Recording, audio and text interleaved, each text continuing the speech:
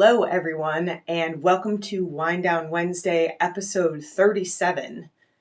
There's a new video on my Facebook page at Paula Taylor Energy, and it is an interview that I did over the weekend with Zoe from Paranormal Extraction. She talks to people about paranormal, supernatural, and metaphysical issues and issues, I guess, stuff, things.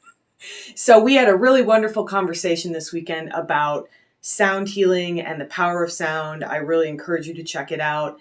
And what came out of me for that was kind of this idea that it doesn't really matter what kind of sound you're using, whether you connect to the primordial chakra tones or to chant or to singing or sometimes to screaming. We talked about that a little bit, and I've talked about that here on Wind Down Wednesday.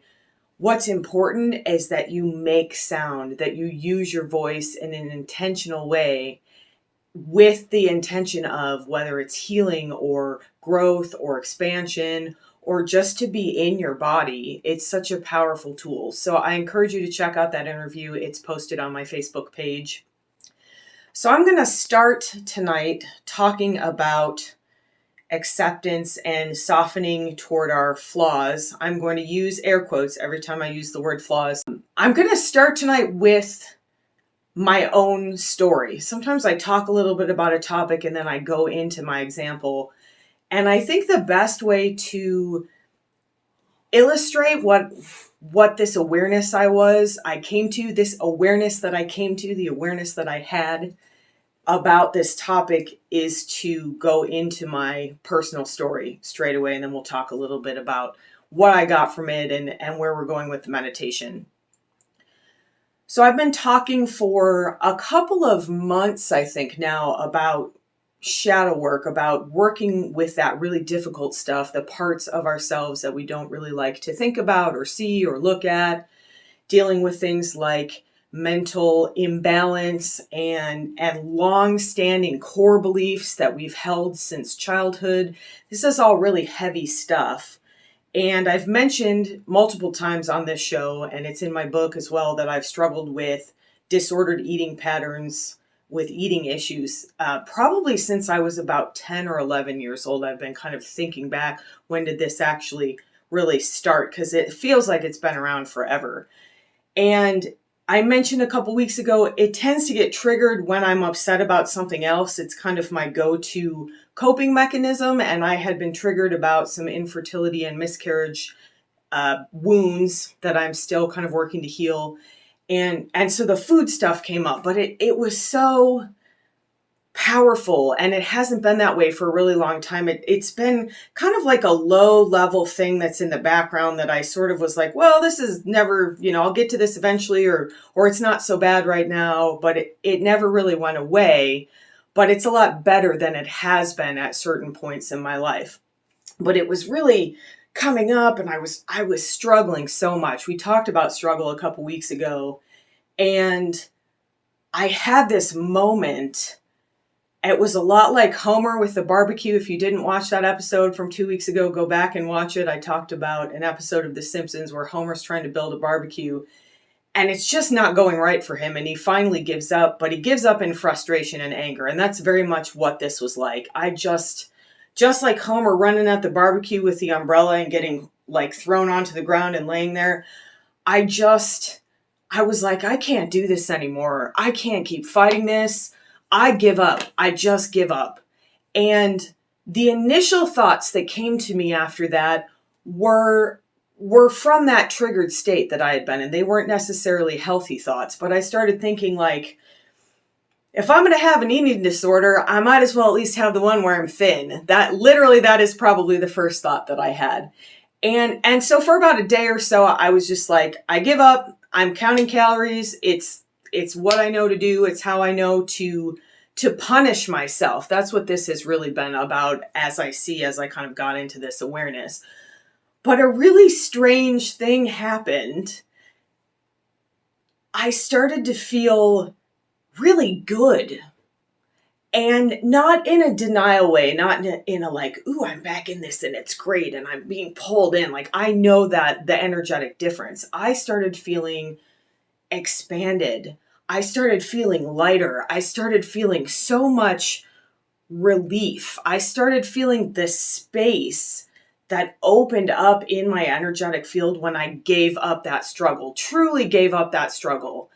And it wasn't done as an offer of surrender. It was a surrender, but it was like a super angry, I can't do it anymore. This is killing me. I quit. That's the kind of surrender this was. But I found that I wasn't feeling punitive toward myself. I wasn't feeling like I was punishing myself by trying to eat less and less and less calories, which is kind of how counting calories has gone for me in the past.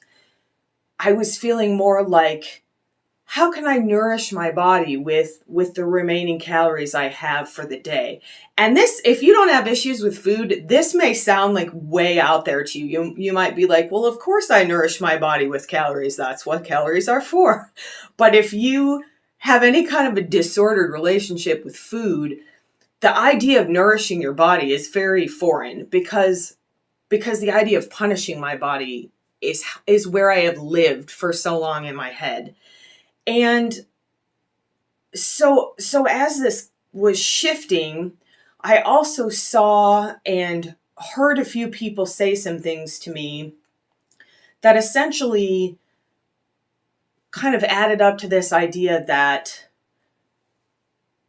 if we are constantly trying to change ourselves, or if the things we see in other people that we don't like are reflections of things in ourselves that we'd like to change, which is a very common idea. I think I've talked about that idea before. What if we're not supposed to change that stuff? What if we're just supposed to accept it and love it?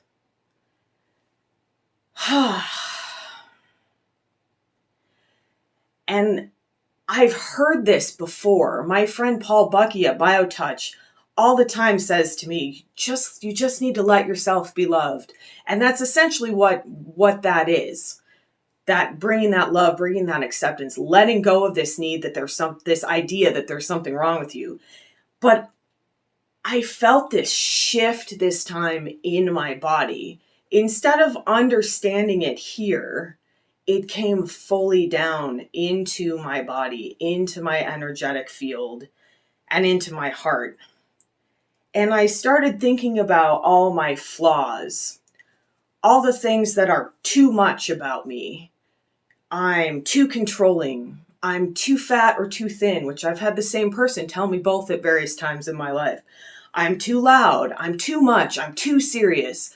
And we all hear that stuff. What you hear may be different from what I hear, but these are messages that we've internalized, that someone said to us. Maybe I remember very vividly the first time in high school when a male teacher told me, "You look too serious. You need to smile more," because I was concentrating. "You look angry." Like, no, I'm just serious. I'm just concentrating. But we internalize all that stuff, and we start to see that stuff as flaws. We start to see that as a problem with ourselves. And the idea of being too controlling is something that I've been struggling with for years. I'm a very OCD type person. I'm a very, I like things to be a certain way, and I don't like surprises. I mean, I like good surprises, but I like to know what's going to happen. And of course, we don't really know what's going to happen in the broader sense of things. We don't really have control. But I started thinking, what if I stopped trying to fight these flaws and I just accepted them? If I stopped trying to change them and I just loved them, I just loved these flaws about myself. I stopped trying to say, oh, I'm not controlling. I've let that go. I go with the flow. And I just said, yep, I'm super controlling. It's just how I'm made. And the irony of that is that love is the only thing that inspires true change, energetic shifts from the very bottom of our being. That's inspired by love. So all these years that I spent trying to shame myself or trying to change myself out of guilt or fear we can change our behaviors that way. Dr. Phil calls that white knuckling. It's about the only thing I've ever taken away from Dr. Phil. But, when people go on a diet and they're white knuckling it. So you can change out of fear. You can change out of shame, out of guilt, but it's a surface change. It's a presentation to the world. I've changed, but underneath that is still that fear and that guilt and that shame and that feeling that I have flaws. I'm trying to hide my flaws. I'm trying to change my flaws.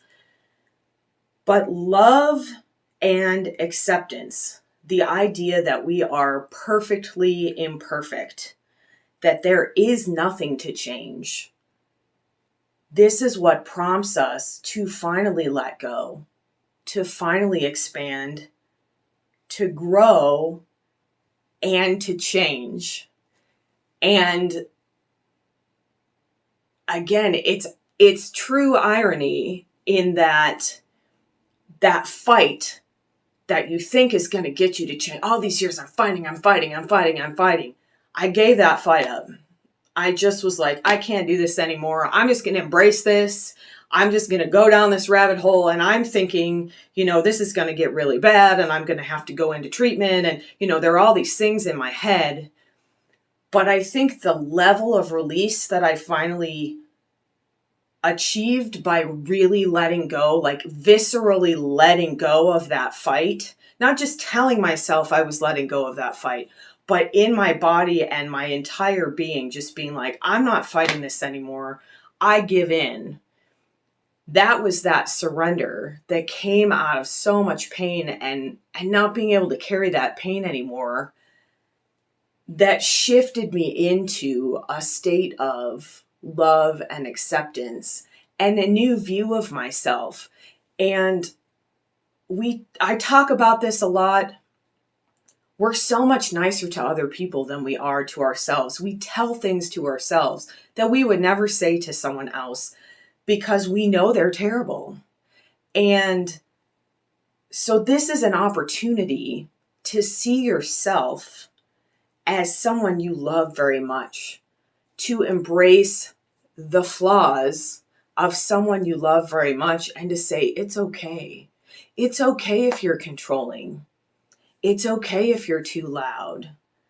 It's okay if you're too much of whatever that is. And again, the irony of that is that giving into that opens the space for acceptance to come in. Every week, we invite in divine energy and divine flow and divine love. That can't come into us if there's no space for it. I've been doing a lot of this decluttering work, and it's kind of the same idea.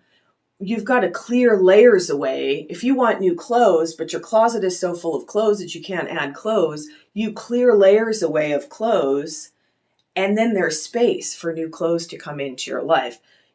Stuffing more clothes into a tiny little space energetically is what a lot of us are doing. And I'm using a physical example, but that's what's happening internally to us. We just keep stuffing fear and guilt and shame into ourselves. Oh, God. And maybe originally it was internalized. It was something that someone said, we're born into the state that we are in. We're imperfectly perfect. We're perfectly imperfect, however you want to say that. But we live in a society and there's rules and of course there's growth. And that's the interesting thing about this, is that by acknowledging that there's nothing to change, then you open that space for change, for growth and expansion. And again, I think I knew that on a mental level. I could have told you that, but to feel the shift of it internally in my actual body, to embody that, has been a complete shift for me. It has softened my judgments of myself, and I feel like I can work with myself as a team member now, as opposed to an adversary. I was butting heads with myself for so long. Oh, you're too controlling. You can't be that controlling. You got to be blah, blah, blah. Don't count your food. And blah, blah, blah. Like, what if I like counting my food? What if it serves my needs? having that space and that non-judgment completely changed how I felt even about food in this last week. And I've noticed now I eat when I'm hungry, and that's always been my goal. And when I'm not hungry, then I kind of look at my little, okay, how many calories do I have left? Is it worth it? Am I bored? It's given me the space to stop and think and be intuitive and bring intuition into an area of my life that was completely blocked from that. And the other thing I've noticed is that we don't have control of what's outside of us. But I was trying so hard to control that I lost sight of the part of me that I can control, which is my actual self, my behaviors and my energetic field and my immediate space. I let that get out of control because I was busy trying to control things I couldn't control. And I think whether you have eating issues or not, that's a universal thing. That feeling for some need of control and recognizing that that's okay and softening towards that. And then finding, as I have, oh, I'm so much more in flow now because I opened that space. I invited that energy that's so much more than I'll ever be physically in this plane to support me while I am physically in this plane, to carry me along, to fill that part of myself that was so occupied with fight and struggle and fear and shame and guilt and all of that all of that stuff that we carry around. Letting go of that opens that space for unconditional love, and that opens space for expansion, and that opens space for the very change we've been fighting for.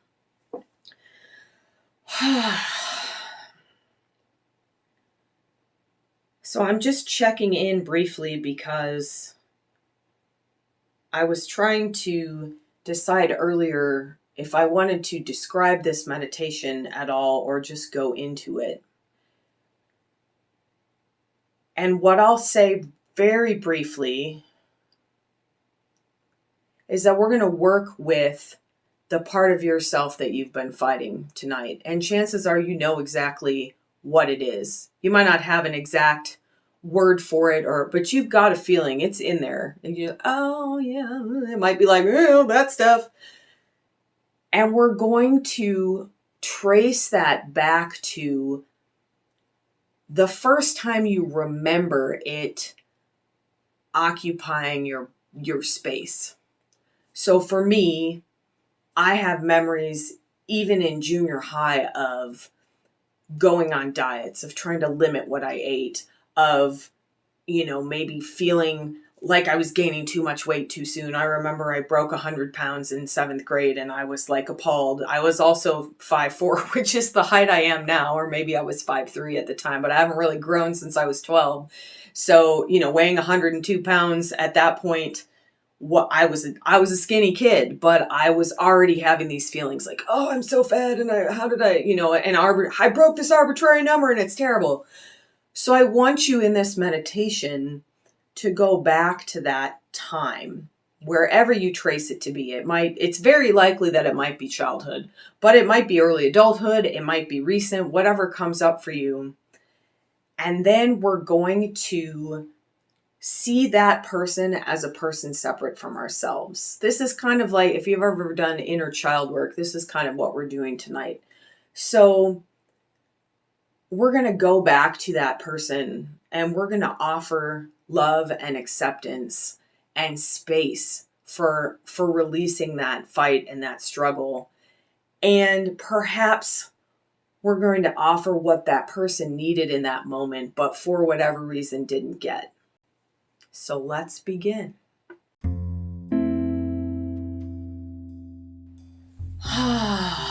Let's begin with 3 deep oxytocin breaths. You can add that grounding oomph on the 3rd one if you'd like. As you breathe, bring your awareness, your mind into this moment. Let go of what happened earlier today before this point.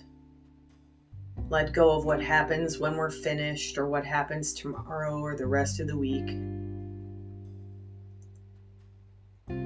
Let yourself just breathe here for a few moments, continuing to use those oxytocin breaths, sighing that breath out.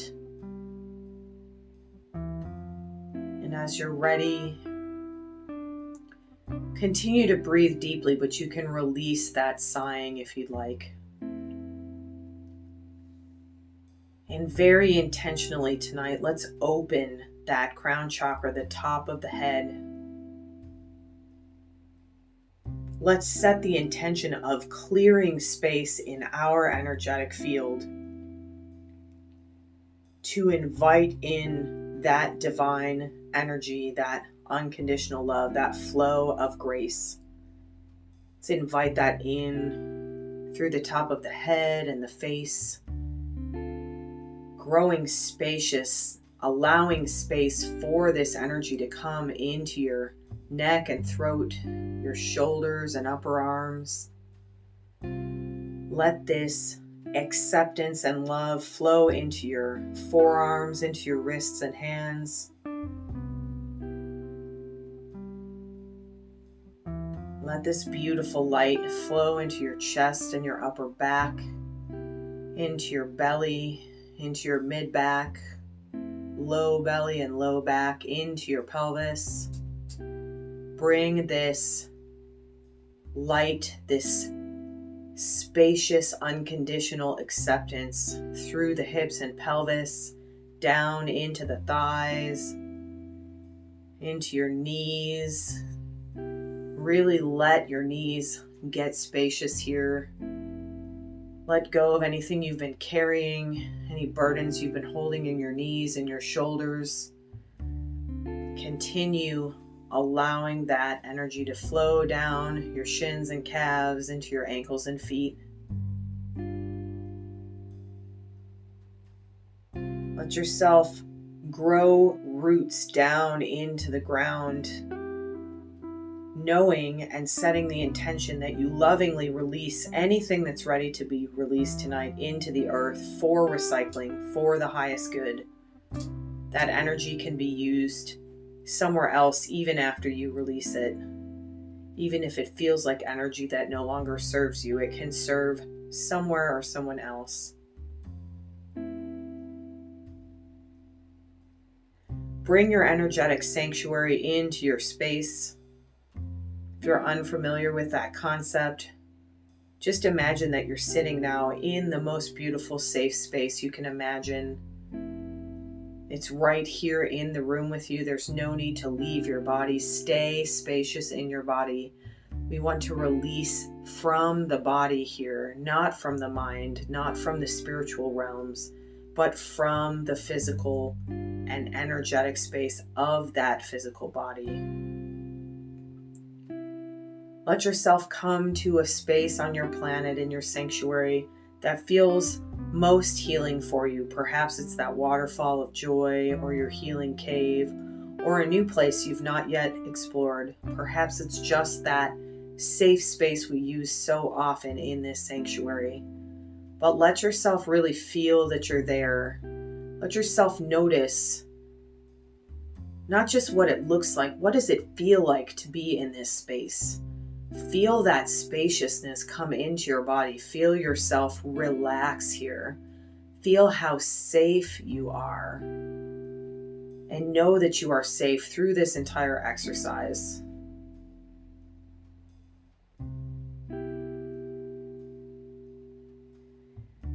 And as you're ready, let your awareness come to this struggle, this fight, this issue, this topic, whatever word works for you. let yourself, as usual, intuitively come to this. Perhaps you'll surprise yourself. Perhaps your intuitive information is not what you have thought of. And this may not be your longest standing issue. It may not be a core belief issue. It may just be something that you feel like you keep butting your head up against within yourself.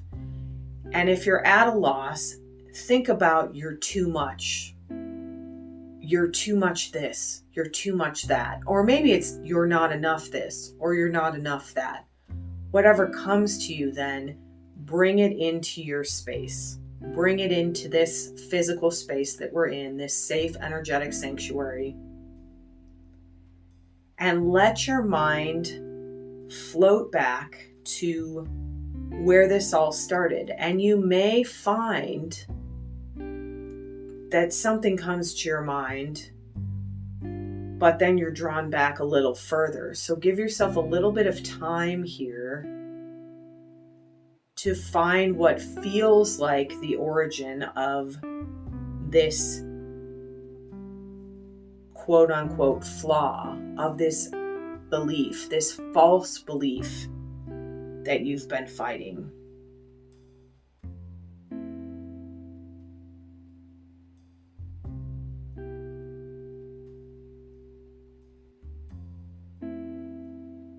And as you find your place, what's important here is that this feels like the origin to you. It doesn't have to be the objective origin of when this started.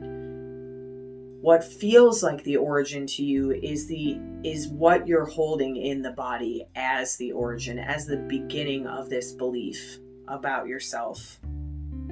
This feeling that you needed to change this part of yourself.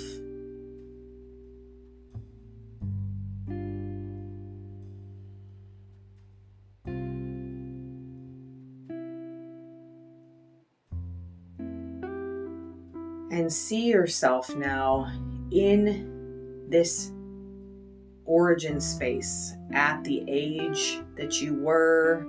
Really get a picture of yourself and stay with the observer, meditative mind here.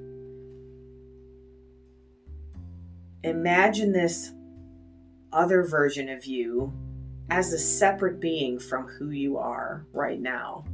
If you have to change the picture of what you see, you can. It's most powerful if you can see, let's say, the child version of yourself. But if that's too difficult, then see yourself as something you can love. See yourself as a kitten or a puppy or a zoo animal, a little cuddly panda. That's completely fine if that's what works for you. If you can stick with where we're going and see yourself as your little person or your younger self, even if it was just last week, it was your younger self, do that. But if you need to adjust to stay with the exercise, then go ahead and adjust. So first, sit down across from yourself or your zoo animal, your panda, and hold out your hands. And let this other version of yourself take your hands. Just let yourself connect with this other person, this younger version of you. There's no need to say anything yet. Let this littler version of you or younger version of you know that this is safe. Let them feel into this energetic sanctuary because they may have never felt safe up until this point in their life when you are intervening to bring safety and acceptance and love. And if this is enough for you, if this is too much for you, then you can stop here. If you need to breathe, if you need to pause, try to keep your hands in the hands of your other, though. You don't have to go further in the meditation, but try to just stay present with your previous self here. If you're ready to move on, if you'd like to go forward, maybe you cup your hands around this other you's face. Maybe you bring this other you into an embrace.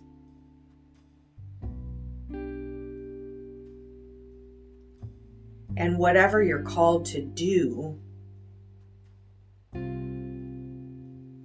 tell this other self what he or she or they needs to hear. What did this version of yourself need to hear at this time in their life?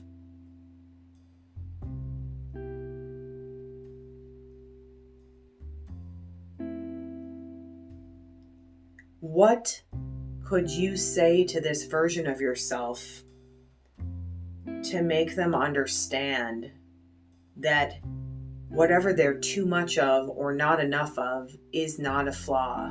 In fact, maybe it's a gift. How can you convince this younger version of yourself to fully embrace this issue, this belief, this quote unquote flaw?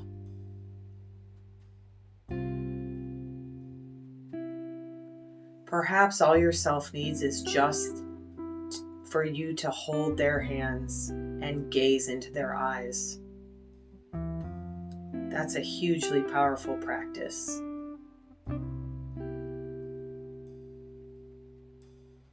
Perhaps this version of yourself is looking for a gift.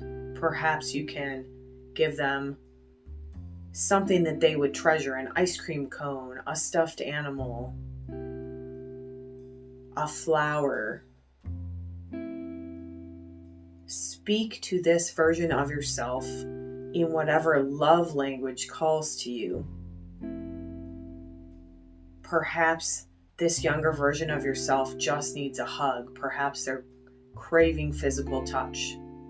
And if you can offer that, then give that. But whatever you do, tell this version of yourself out loud if possible,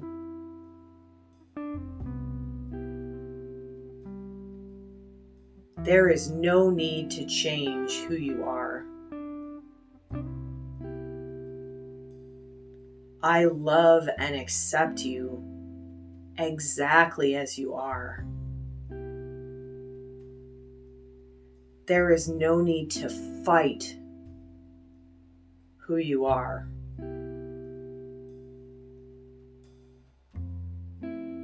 I love and accept you exactly the way you are.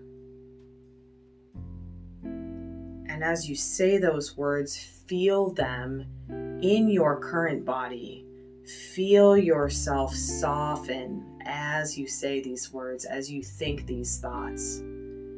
And let that softness travel through your hands into the hands of your other self.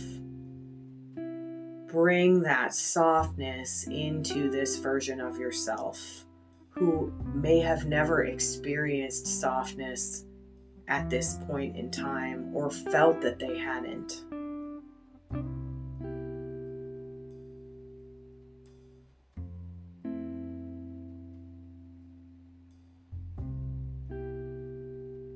And stay here for a few moments, giving this other self whatever they need,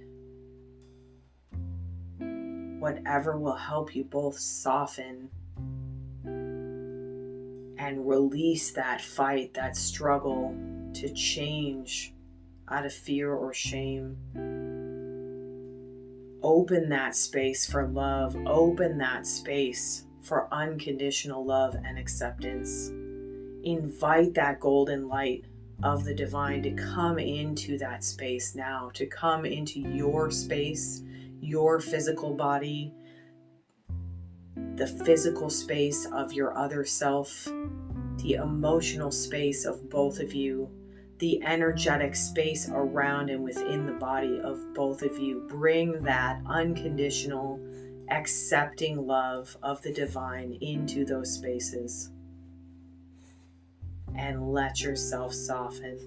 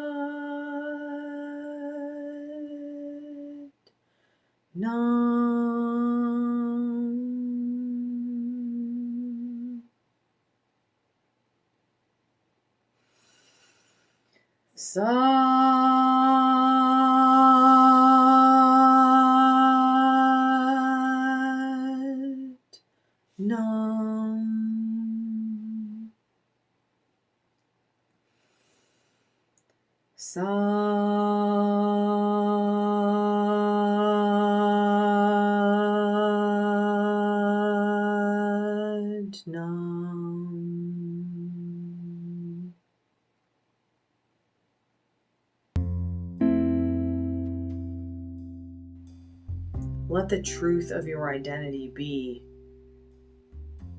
that you are soft with love and acceptance for yourself, all aspects of yourself, every single part of yourself.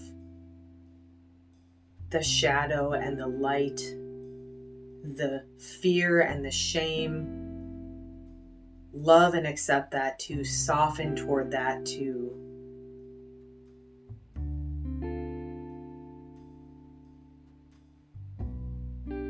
And as you're ready,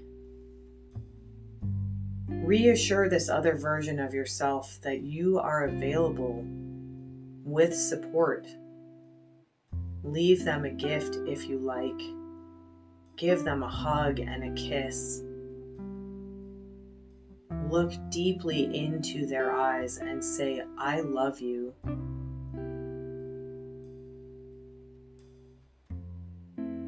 Invite them to stay in your sanctuary if you like, until they are ready to go back to their own time and space.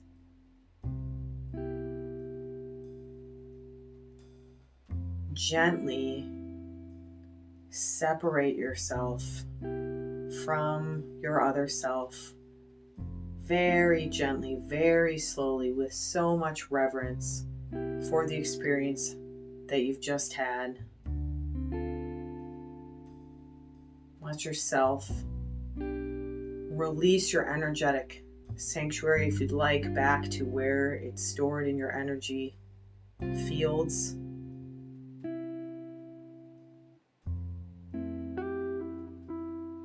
If you'd like to, you can gently allow that crown chakra to close or leave it open for the highest good, love and acceptance of all things.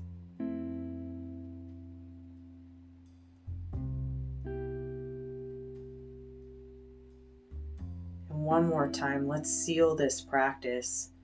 Let's fill this newfound spaciousness in ourselves with that unconditional love and acceptance that comes from that divine source that is all we are. Bring it into the head and the neck. Bring it into the shoulders and the arms and the hands. Bring it into the chest and the back and the belly. Into the pelvis and the hips. Fill this newfound space with love and acceptance. Let it come into your thighs and your knees, your lower legs and your feet. Send this love, this acceptance all the way down into the earth where you're connected to the ground. Nourish the earth that nourishes you with this love and acceptance.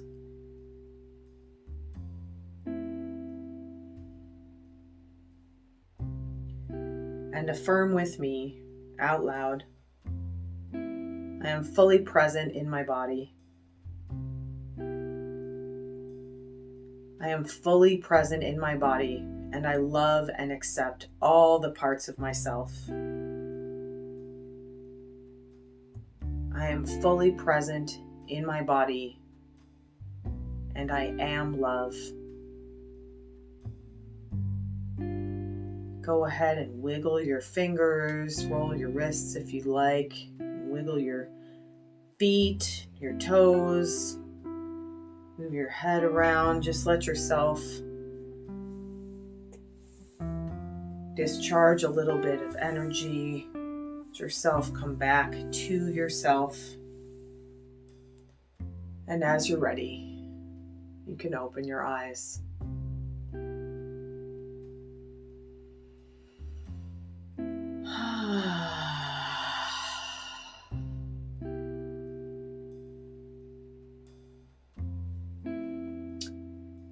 Thank you so much for joining me this week and every week.